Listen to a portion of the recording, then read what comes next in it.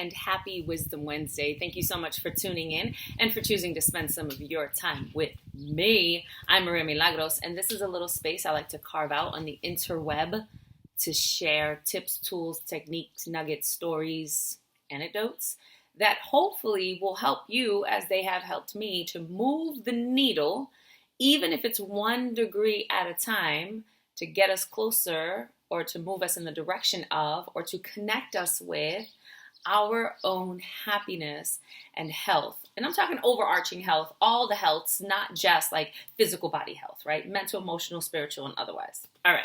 So I've been talking a lot to my coaching clients and in talks that I've been giving, like workshops and trainings. A lot of the questions are around feelings. Feelings, nothing more than feelings. But the truth is, it's way more than just feelings, right? Our feelings are information.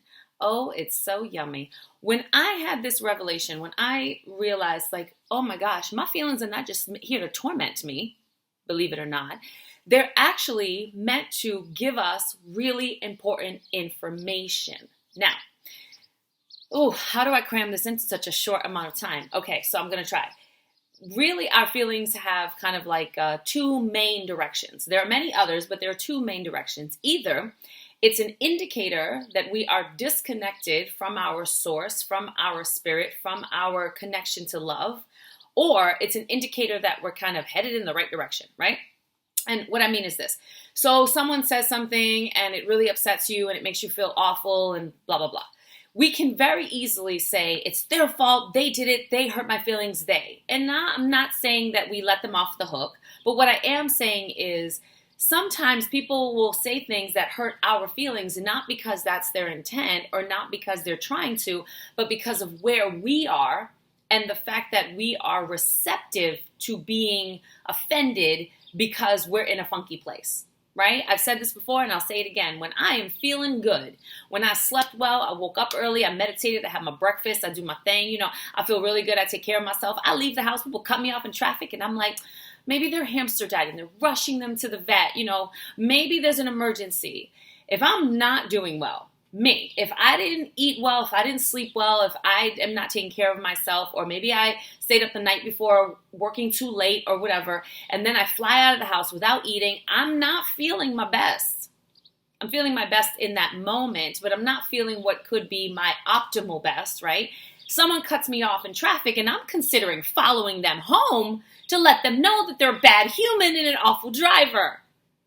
The difference has nothing to do with them and everything to do with me and where I'm at, how I'm processing information, where my filters are, and how I'm receiving what's happening outside of me.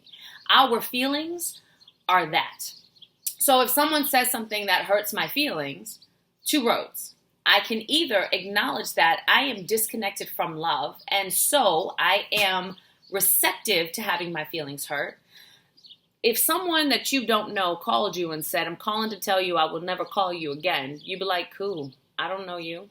If someone that you care about calls you and says, I'm calling to tell you I'll never care about you again, oh my God, what do you mean? It's based on where we are and our story and our connection to that thing, right? So this provides me with information. I can tell that I must be disconnected, that someone said something and it hurt my feelings.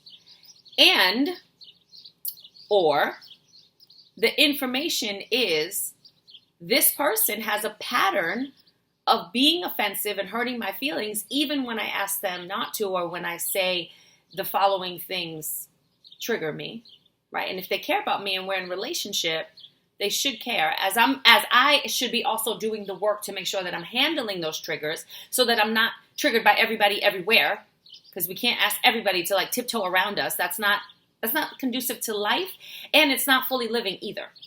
But if I've had this conversation and I'm doing this over and over, that feeling is also information to help me decide how I want to proceed in the dynamic of this relationship. Yeah, feelings are information. Feelings are information. When I had a little life hiccup, if you will. a little bit of a mountain to climb. And as I was climbing it, cussing and swearing and cursing everybody, right? And like losing grip on rocks and like sliding back down and trying to figure this out, that feeling of frustration and agitation was really important, because if I did not acknowledge what I was feeling, give it a name as best as possible based on my experiences and what I know to be true about me, and then choose to do something about it, I would not have made it to the top of that mountain and then had ease coming down the other side. I would not have been able to do that, right? So feelings are also a really important way for us to gauge where we are. Put it on the spectrum and say, ooh, this is where I want to be. This is where I is. I got some stuff to do to get me here. And that really requires us to take responsibility for our lives, take it off of other people, and to be intentional about taking action in the direction that I want to head in.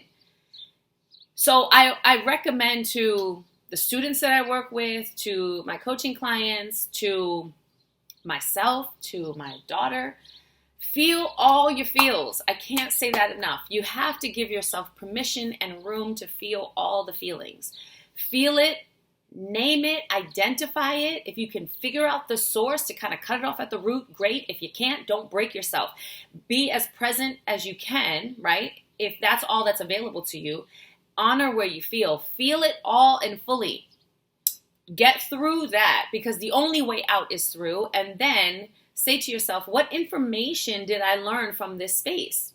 Am I disconnected from my source? Am I disconnected from love?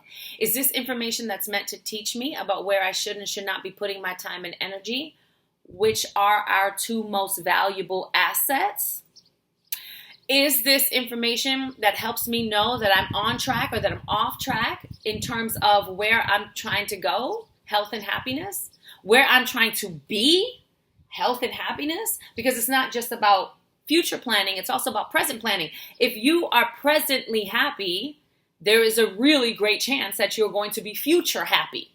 That's not grammatically correct, but you know what I mean.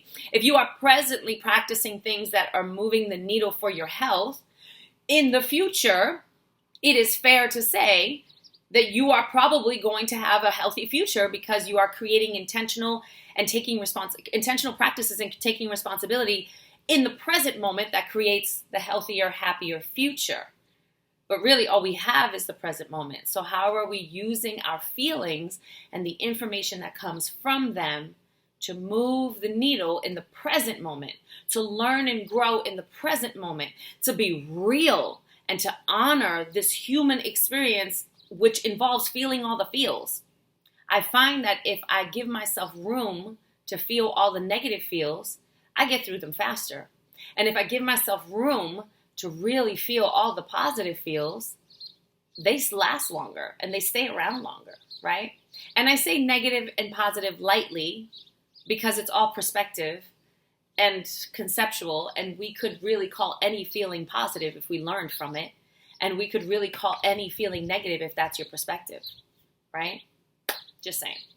So, and in conclusion, give yourself permission and room to feel all your feels. Feelings are important. They are information, and they help us evolve and grow in the moment. They help us have a true, authentic human experience in the moment, and then we can use that information to aim and figure out what direction we're headed in. And the reality is that if we're headed in that direction now, then chances are really great that we're going to land in those spaces. And here's the thing, the space is now. Because if I'm happier now, I don't have to worry about happier later. If I'm healthier now, I don't have to worry about healthier later, because I am now. I am now. And all we have is now. All we have is now. Okay, that's it. I gotta go. I'm sending you love and light. I'm sending you peace and ease. I'm sending you room for all of your feels, because you have them and we need to explore them in order to, again, really fully have the human experience and to continue to learn and grow about ourselves, our interactions, and how we choose to use, expend, invest our time and energy. Whew, that's it. Gotta go. Okay, I love you. I'll see you next week. Peace!